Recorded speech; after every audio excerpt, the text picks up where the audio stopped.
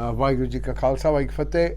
Thank you very much. It really was a groundbreaking event, and the inspiration was, obviously this is the nature of my work, right? This is the nature of my work, and I was invited by Sandeep and the Darbat team to participate, together with Professor Irwind as well from the USA. And so we presented something which was aligned to the philosophy and how the philosophy then transforms into Gurmat as a therapeutic process. So the idea was to present Gurmat within the context of consciousness, states of consciousness, consciousness as a primary reality, ontology, and also contrast it with the reductionist idea of what Gurmat's all about. And then within that, we had an immersive experience. So it was Immersive Mool Mantra leading to Experiential Mool Roop. So Mool Mantra is the ground mantra. It's the root mantra of all reality. It's the ontological reality of existence and consciousness. And Mool Roop is your essential self. So this particular meditation, which I developed many, many years ago, is effectively a access to your state of being aligned with consciousness itself.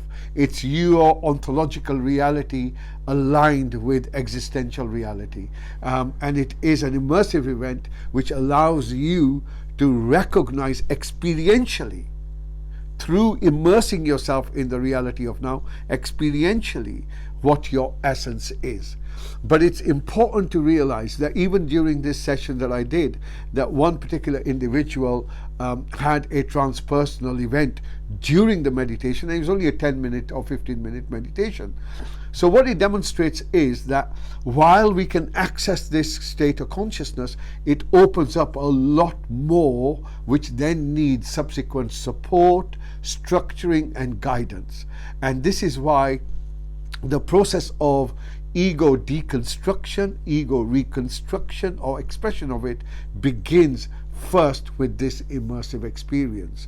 And the feedback was, particularly within the biomedical field, was this is a whole new way of presenting health on levels at which are multidimensional, but so much more complementary and essential to the biomedical model.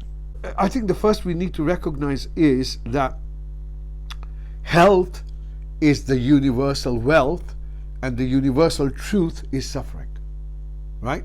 Universal truth. Nanak Dukhiya Sab Sansar. The entire world is immersed in this.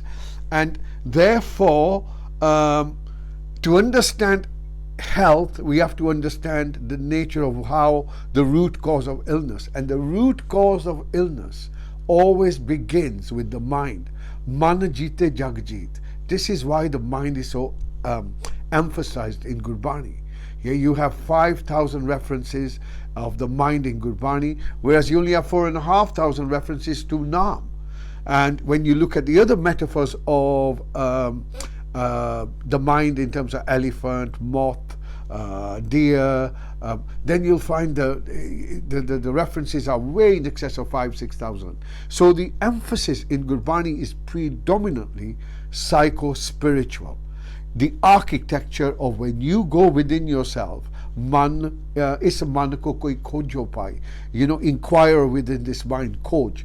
But once you go there, you need to know the architecture. You need to know what you will encounter and recognize what you'll encounter in order for you to transcend the egoic layers and allow yourself to experience this awareness. So Gurmat begins with health, and ultimate health is release from the duality of birth and death, ultimate health. And in between that, it's mental, emotional, physiological, and transpersonal. So that's what I presented to them.